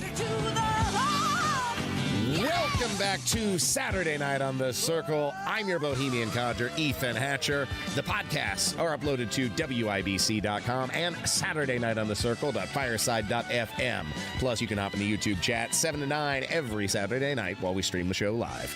Troubling reports from an investigation in South Bend School District indicates a potentially widespread grade-changing operation. And while the report isn't final, it appears that some may have stood a financial gain. In addition to this grade-changing scandal, in this segment, we'll also give a grade rating after the first 100 days of both Donald Trump and Mike Braun assuming office. Joining the show now is the debonair Daily Signal reporter and beloved host of the Tony Kinnett Cast. The incisive Tony Kinnett is on the hotline. Good afternoon, sir. How are you doing? Fantastic, because I don't live in the South Bend School Corporation. What a scandal this is. And we're not talking about a small, thing for a few students. This is 2,500 grades that are alleged to have been altered for individual courses. And then some, according to the investigation lead, Diane Frothy, have stood to financially benefit. So what is going on? Because this just came to light on a school board meeting on Monday. And then we won't get another opportunity to hear more about this until May 12th. So what you have in the state of Indiana is a system in which schools are required to basically post a series of performance grades, and I don't mean grades as an academic grade. I mean, you're supposed to reach a certain level of performance based on what it is that you propose. And how well your system does will, of course, entice parents to either choose your district or send them somewhere else. Because if you don't like, for example, Avon, you can remove your kids from Avon and send them to a different district entirely if you're able to help, provide the transportation. So for schools that need large operating budgets, there's a bit of an incentive to make it look like whatever harebrained ideas you brought to the table are working for the kids. But there's a problem, Ethan. The problem is that these schools' ideas don't work. It turns out a bunch of really left-wing, ridiculous ideas in how kids learn that have never been proven to work once aren't suddenly going to start working because it's Pete Buttigieg's old territory. So someone got the bright idea that the way that you kind of get past this, because you're embarrassed that you're an idiot and that your school district has bad ideas, is you just kind of, tweak the grades because historical discrimination or something, and maybe you won't get caught. And then you can tell everyone that your ideas really do work. And, people always eventually get caught. That's how this thing works out. And I don't think that people should just be fired. I think that, yes, the individual who ordered this kind of a policy should see prison time. Well, you've also got to question how the superintendent isn't noticing that, the grades are not matching the academic performance of their students. And those are ultimately the people who suffer the most by this grade-changing scandal because, the teachers can pat themselves on the back, but they're not preparing the students to perform in the real world. And that's the devastating reality of what's going on here. My question to you, though, is in your experience at IPS, did you see similar financial motivation to kind of tweak or propel students, grades upward in a way that maybe their performance didn't merit? I didn't see the grades changed in order to affect performance. But I will say what I have seen is teachers whose students failed their students. Those teachers were berated and accused of racism or other kinds of isms. So teachers were basically just encouraged to provide really low impact, low performance assignments to students so they wouldn't be accused of being the devil. And that's really the secret here. And by the way, I might disagree just a little with the ultimate person who's going to suffer this is the student. I disagree. It's also going to be you, the taxpayer, because now we're enjoying these skyrocketing property taxes. And so you're being told, well, to get these amazing academic results we're seeing at South Bend, we need an operating budget every year of $4.8 million, which is not true. It's not true at all. You're paying $500 for a cheap Chinese Temu vase. That's what's going on in this education process. And so I think that, again, whether you're talking about financial or social motivations here, you have individuals that are committing massive fraud against the state of Indiana, the taxpayer, and yes, of course, the students who are being lied to. So how do you begin to reform a system that's so wrought with corruption? And what can Mike Braun do now that he's in the helm of the governor's office to try and stop this? Well, number one is deregulate. The answer is deregulate. So the silliest idea that if we just put a bunch of laws in place and we put the state in charge of licensure and testing and all of this other stuff means that instead of an actual performance-based improvement model, states are saying, well, we have this many kids that are meeting Indiana's quote-unquote super important Core 40 graduation standards. But schools control a lot of the inner mechanisms to saying whether or not a student has met certain bars of performance. So by incorporating all of this regulation, you incentivize people trying to find their way around the regulations. Deregulation and improving school choice is going to be a way that you essentially take away the gatekeeping power from the superintendent's club, who I guarantee you if someone were to leave the South Bend superintendent's office, they would just immediately find a job in another school district in the state because, after all, there are so few superintendents that have to go through this crazy circus process in the state. Even if you're corrupt, you're just going to find yourself in a school district 110 miles away. I'm kind of musing out loud here, but do you think that the echoes of this financial incentive to manipulate the grades for students can be found in the Bush administration with the No Child Left Behind Act? Because that was really when the federal government got involved in the state academic system and tried to impose these, grade level incentives for school performance. So financially, no. And this is where I'll disagree. I think that sometimes it's so easy to kind of put on the tinfoil hat and go, financial money incentives. I disagree. Well, that's what the investigators are claiming. That's not my accusation here. I'm just going based on what the report says. Right, and I disagree with the investigators finding that the primary motivation was personal financial incentivization. What I think that this is far more likely is some type of a weird social back-end self-pat on the back. The idea being that, well, the system is rigged against these poor defenseless children because of a super racist and segregated society. And so if we just kind of tweak the numbers, actually we're being really wonderful. And I think that the Bush administration and this kind of compassionate republicanism was a failed idea then. It's a failed idea now.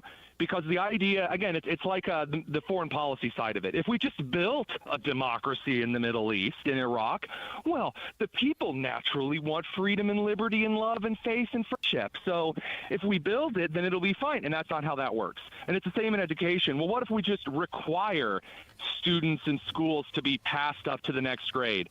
That isn't automatically going to improve their education. That's ridiculous. 93 WIBC, you're listening to Saturday Night on the Circle, talking with Tony Kinnett from the Tony Kinnett Cast. And before we cut you loose, Tony, talking about this grade-changing scandal in South Bend, why don't you give a grade rating overall now that we're 100 days past the administration of both Donald Trump and Mike Braun? Let's start with federal first, Donald Trump. How's he doing? I give him a 90%, so I give him like an A- B+. I think that his tampering with the economy in the way that he has, I'm still withholding judgment. I think that some of it was unnecessary, but now that he's really giving the steering wheel to Scott Bessent instead of Peter Navarro, which is always to where that should have been given, I give him an A. I give him an A mostly, though, on the illegal immigration thing. 110%, I think he's been fantastic on it. I want more. Yeah, no, I mean, I agree entirely. I think the immigration policy, Americans, polling seems to agree, overwhelmingly support. I would probably tick that down to an 85 personally due to his meddling with the economy, if only because it seems inconsistent. There seems to be no logic, rhyme, or reason behind Trump's approach to the tariffs, and I was willing to swallow the bitter pill and, give him the benefit of the doubt, but when he's turning them off, he's turning them on, and there seems to be no consistency, rhyme, or reason to it. That's what inspires my ultimate doubt and criticism there. Otherwise, I agree. And I guess we're splitting hairs between a B+ and an A-. You know what I mean? Yeah, I think so. I'd add just a small smidgen on top of that judging a president on 100 days in on the economy, the 100-day measure was only introduced when presidents started ruling by executive order. The economy's not really meant to do that. And by the way, the president really isn't meant to have unlimited tariff power either. So it's a really interesting situation. It depends on whether you're judging Trump by the rules we have right now or by your fantasy imaginary rules of what you think the presidency should be. Those are two different things. Well, the interesting phenomenon of Donald Trump is he seems to run on his own rules, and the rules don't apply to him. But in more ways than one. Yeah, but let's move on to Mike Braun before we run out of time here, because I'm really disappointed in how the Braun administration has shaped up, primarily on delivering in property tax reform. But I'm curious to hear your opinion overall. Let's go. Oh, I'm more than happy to be the guy that will likely draw a lot of ire for this one. I think that everyone, and I said this when he was campaigning, everyone's like, oh, he's going to come in and do major property tax reform. It is not in the governor's power to do that. It's not. And I think that we have spent a lot of time in Indiana politics pretending that the governor should be like the president of the United States, who currently operates via executive order fiat. I don't think that's true. I think that in Indiana, we like to pretend that our state representative is great, but all the other ones are squishes and they're not good at anything. If you want good policy in Indiana, you need good state reps and state senators. You got to have the stones to get them out if you don't like them. So I give Braun like a 91, 92. I do, honestly. I know people don't like that, but everyone thinks the governor should just snap his fingers and fix property taxes, but they don't want to call their own county commissioner. They don't want to call their own state representative. They want to blame it on Braun because that's a guy we all have in common. Man, it sounds like you are sipping the Kool-Aid from the Braun administration right now. I agree. Okay, what is he supposed to do? Hold on. I agree in theory. Let me respond. That ultimate responsibility lies with the General Assembly. But what I expected from the governor governor was a backbone. What I expected from the governor was a fight. He needed to negotiate hard for the Hoosiers, and then, saying that this is a major accomplishment to give us to raise the property tax rebate from 7.5% to 10%, capped at $300, is not anything to celebrate, especially when he was initially going to give a $60,000 business property tax credit deduction to his big business buddies. That's nothing to celebrate. I expected more of a backbone from Governor Braun, and for that reason, I would give him a 75. I'm going to argue this. First of all, if you're ever going to say that a governor's office isn't going to celebrate small victories as big victories, any person who's ever been in political office will always do that. I'm again, playing by the rules of the actual game is not something I'm going to criticize the man for. But again, Braun does not have legislative authority in the state of Indiana. Show me the vote that the governor can pass. Show me the bills the governor can write. He can't. I agree with you. I know what I want. I know what you want. We're in agreement there. But the problem is not Braun's. Again, find the governor out there, even if it was Ron DeSantis. What is he supposed to do? Legislate by authoritarian diktat? He can use the power of the bully pulpit and the influence that the office brings. He can put the power of the PACs to good work by actively campaigning against the legislators who would refuse to give property tax relief to Hoosiers, which was something that the administration in campaigns had promised to do but failed to deliver on. So it's Mike Braun who is ultimately flip-flopping here, because he led on the vision of property tax reset to 2021, not this incrementalism, not this 4 to 8 year plan bullpucky that we're getting from him now. That is my contention. He's changing his tune. I am going to make this case, and I'm going to make it again. He is not the one. And again, do I want him to do more? Yes, I want him to do more. But there is a difference between saying I want him to do more and suggesting, oh, he's backstabbed us all. This is such a betrayal. Are we going to stop with the nonsensical theater and pretending that it is not the legislature? And I've said that I've been consistent for the last 4 years that the state legislators who are lazy and who are not transparent are passing the same crap. And then you change the governor and pretend that all of a sudden, the legislators are going to suddenly start responding to pressure? Since when? Since when have they ever done that? Well, I will totally agree with you that ultimately responsibility lies with the General Assembly, but don't pretend that those legislators didn't hear Hoosiers because I was there at the rally and they were up on the 4th floor sneering at us. A one-day rally? Woo! A one-day rally? Oh, wow. That's pressure right there. All right. Well, I think I disagree with you, but I appreciate your perspective, Tony Kinnett. Well, lovingly so. I think that it's important to talk about this stuff because it's a marathon, it's not a sprint. And thanks for joining us on Saturday night on The Circle. Unfortunately, we're out of time. Stay tuned to 93 WIBC. Kendall and Casey. You just heard him mention dignity. Simple dignity. Everyone deserves to be treated with dignity. Dignity. He's turned into Randy Marsh from South Park. It's America. I'm sorry. It's America. It's about dignity. Yes. Arresting me for what? I'm not allowed to stand up for myself?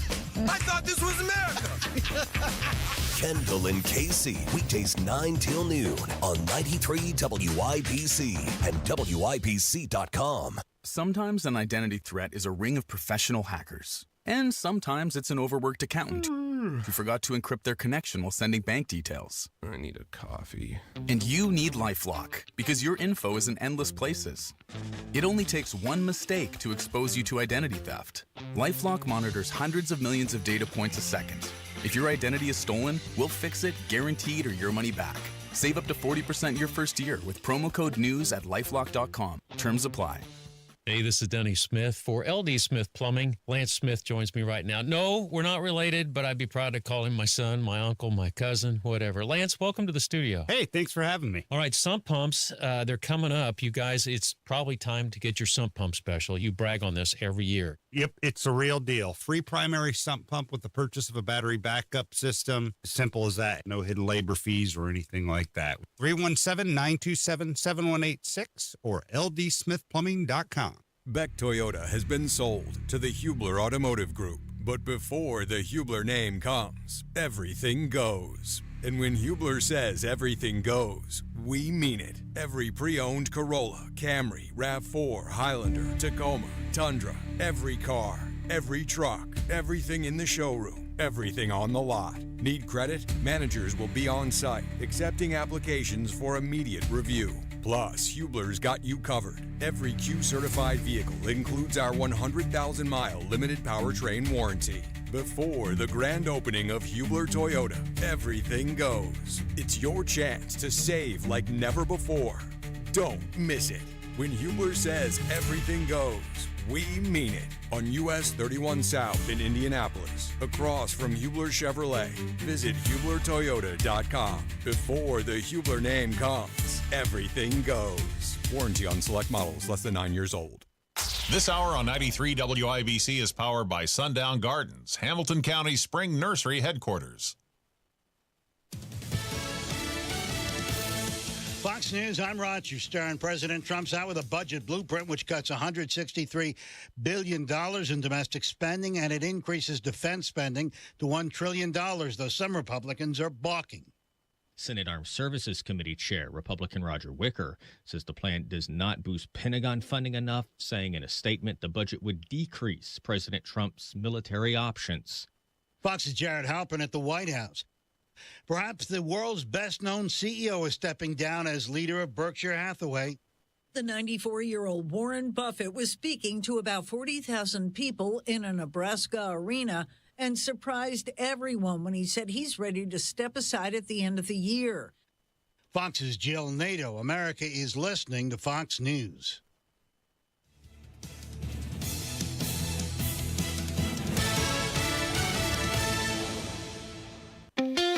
Farnsworth Metal Recycling, a familiar face in Indy.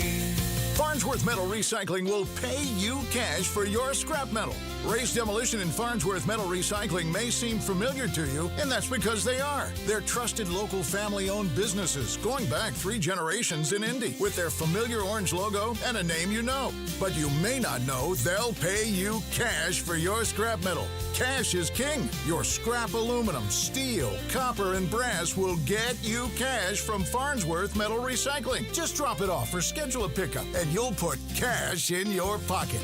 Ray's Demolition and Farnsworth Metal Recycling. Local names you can trust with 2 locations. Farnsworth Metal Recycling, a familiar face in Indy. Get cash for your scrap.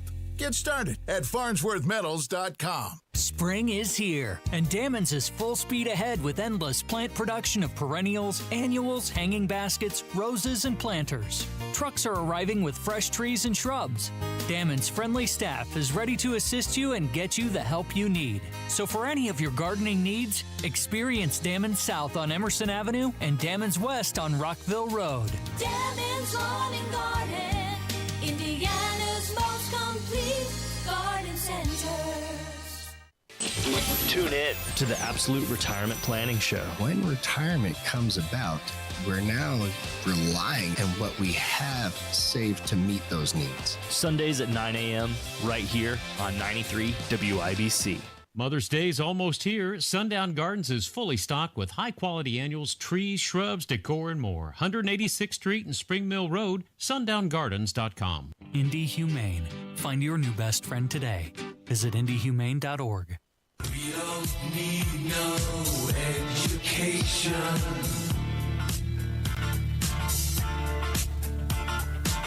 We don't need no thought control.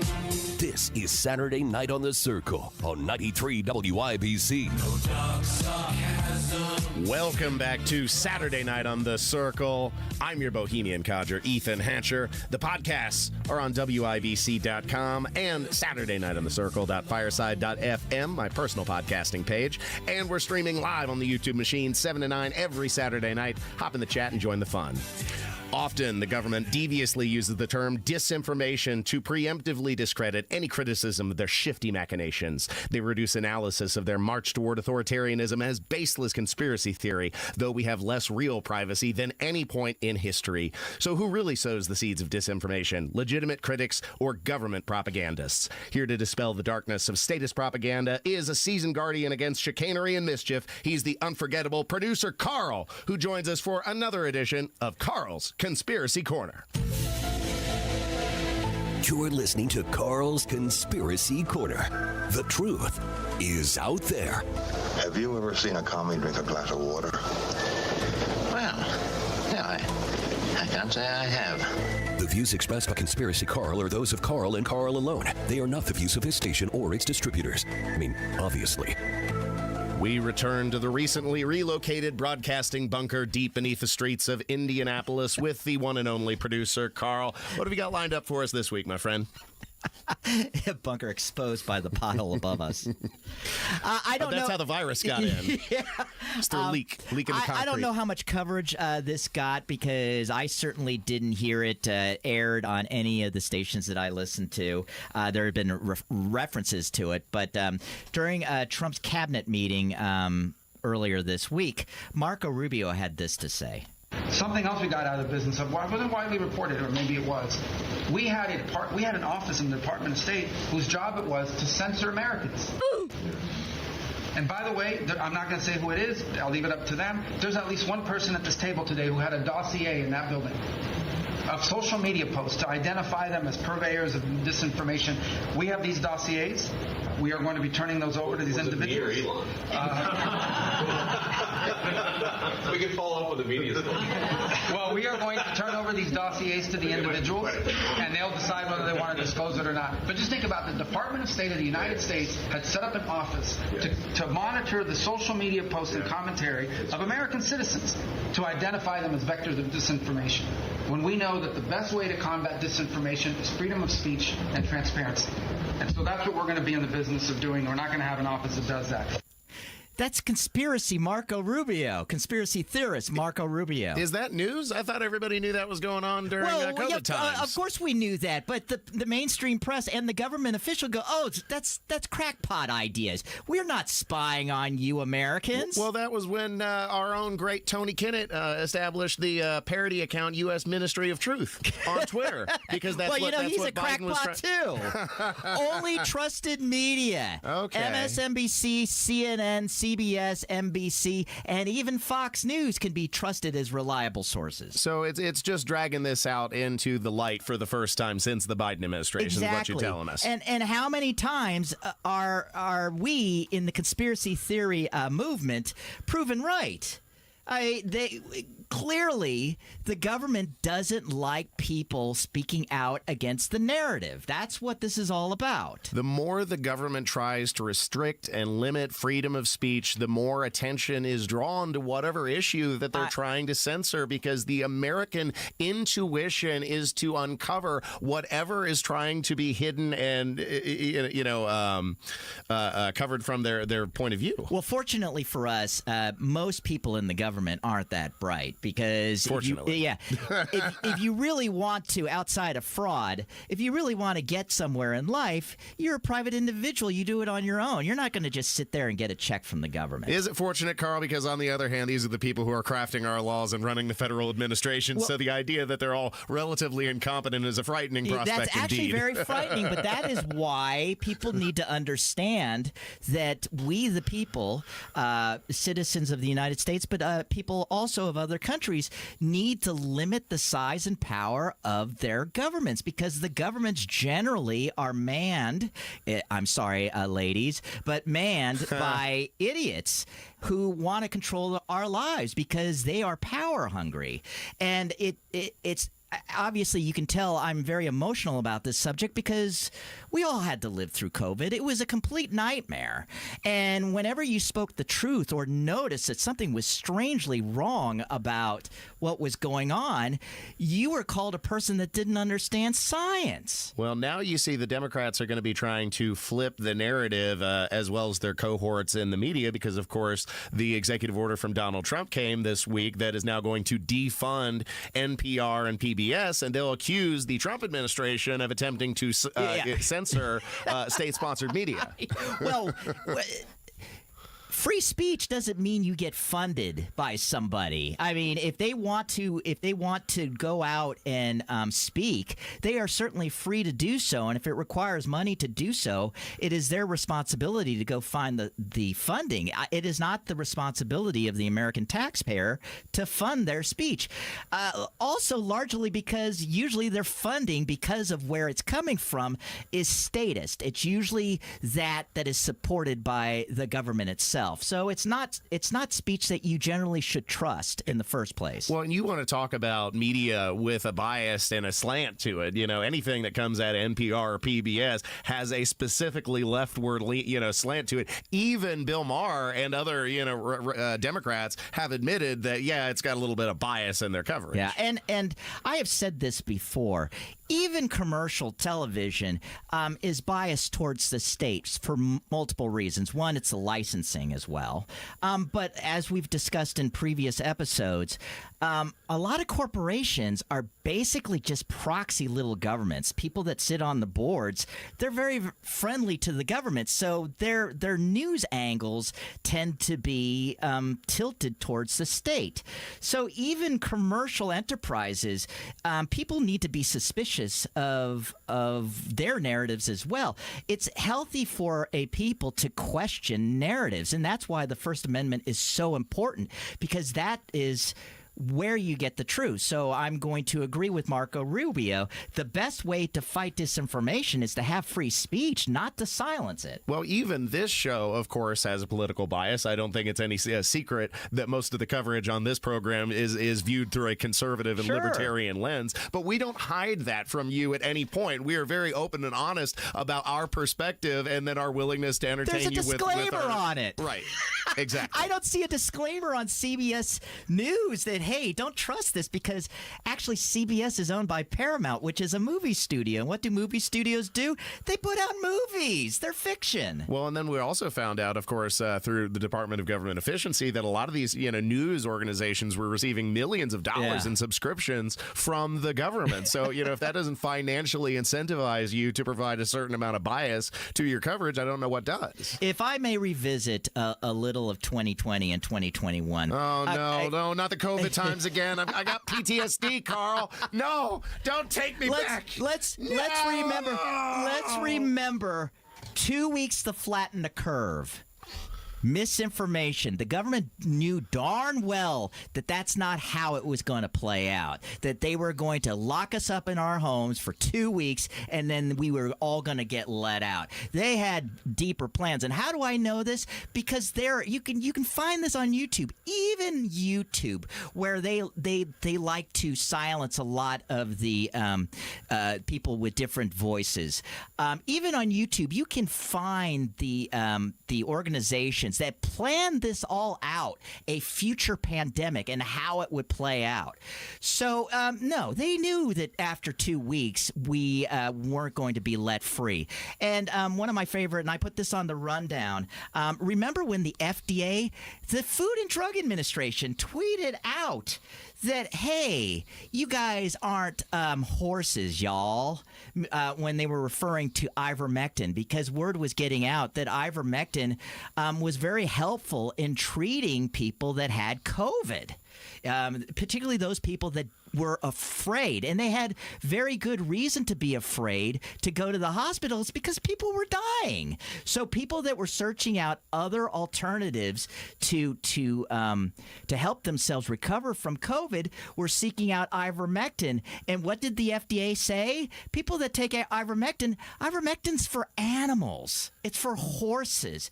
Ivermectin is actually a Nobel Prize winning medication that has been able to cure a lot of ailments, particularly of the third world, of parasites.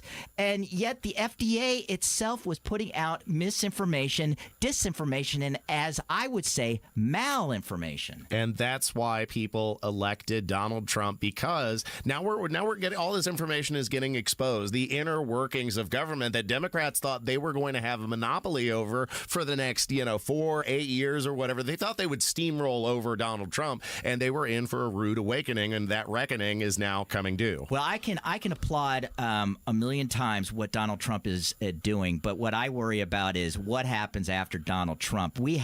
Congress has to start putting into place that the First Amendment shall not be infringed, despite their worries about misinformation and disinformation. Well, we'll cross that bridge when we come to it. I mean, we're barely past 100 days in the Trump administration. We got a couple years at least before we need to start worrying about who will succeed Trump. But I suspect Daddy Vance might have a significant leg up, depending on how the administration performs over these next couple of years. We'll see.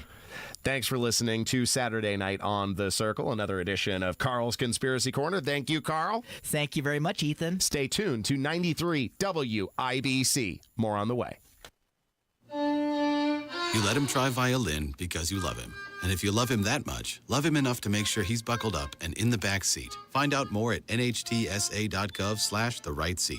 Brought to you by the National Highway Traffic Safety Administration and the Ad Council. If you suffer from burning, tingling, or numbness, pay special attention as we discuss neuropathy with Dr. Matt Scholke, chiropractic neurologist and board certified in neuropathy. What is neuropathy? Neuropathy is nerve damage in the feet or hands. What are the symptoms? The symptoms are numbness, burning, tingling, pain, and loss of balance. Is neuropathy treatable? Absolutely, and we get amazing results. If you have burning, tingling, numbness, pain, or balance issues, call Dr. Scholke today for a free nerve damage screening. This screening will tell if you're at risk for serious complications and if you're a candidate for their specialized treatment program. Don't wait until your symptoms are so severe nothing can be done. End-stage neuropathy leaves people confined to walkers, wheelchairs, even amputations. The first 10 callers will receive a free nerve damage screening. Simply call 463-400-3338. Act now. Call 463-400-3338 for your free nerve damage screening. 463-400-3338. Hey folks, Scott Wilson here from Wilson Farm Market. Even in winter, we're bringing you the best in farm fresh flavors. Stop in for our fresh salad bar, hot and crispy wing bar, and a cheese selection that is second to none. Got a sweet tooth? Our homemade pies, creamy fudge, and old-fashioned candy will hit the spot. Come see us on US 31 just north of Carmel. We're open every day 9 to 6. At Wilson Farm Market, we're all about fresh, local, and delicious. See you soon. From the moment our eyes met, I knew it was love at first sight. She had such a playful sense of humor. And when I look in that sparkle in her eyes, I just melt. My folks always said to find the girl I can't live without. And my heart says she's the one. So I'm going to Pierce Jewelers in Carmel for that perfect diamond engagement ring. Nothing says I love you more than an engagement ring from Pierce Jewelers. She pierced my heart. Now I'm going to pierce hers. Shop local. Shop smart. Shop Pierce Jewelers. Military veterans and active duty service members, you could become a certified cyber warrior with just 12 weeks of training at My Computer Career. Cybersecurity specialists are in high demand, and IT pros with these skills often enjoy abundant opportunity and a great lifestyle. Protect our people, liberty, and treasured institutions from cyber threats. SkillBridge and other VA benefits are available to those who qualify. Learn more at mycomputercareer.edu/CWP. That's mycomputercareer.edu/CWP. Think of it as WIBC on 2x speed. Big opinions, great moments, and just enough chaos. The WIBC Mashup Podcast brings it all together in one fast, fun listen. New episode each weekday. Subscribe wherever you get your podcast.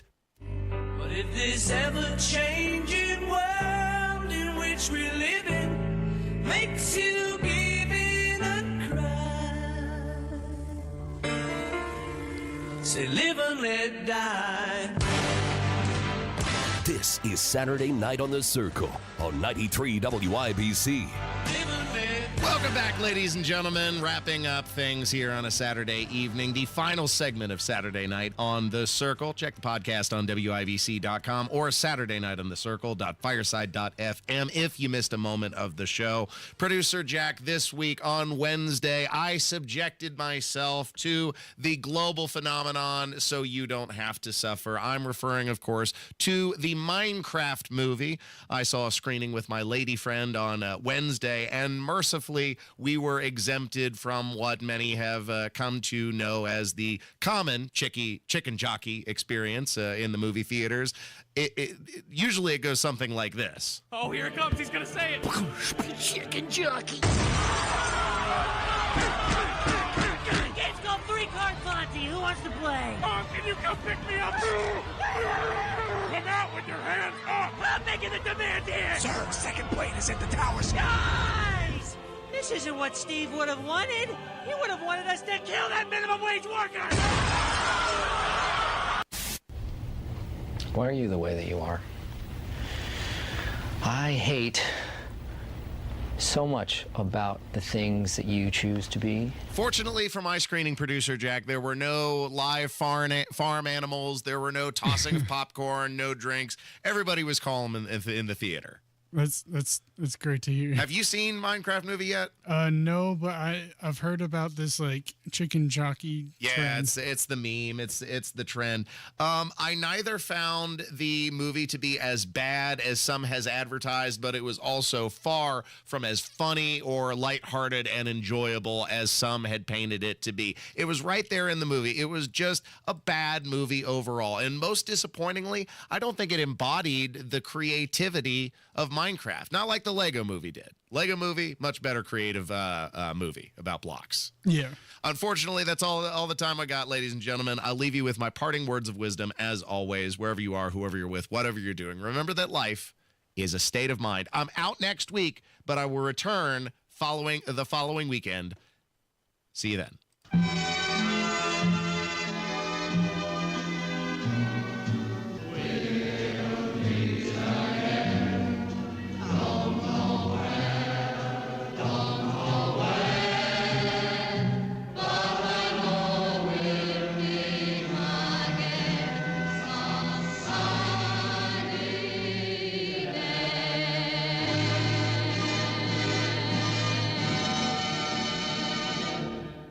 Everyone's talking about Galaxy Concrete Coatings and their transformation.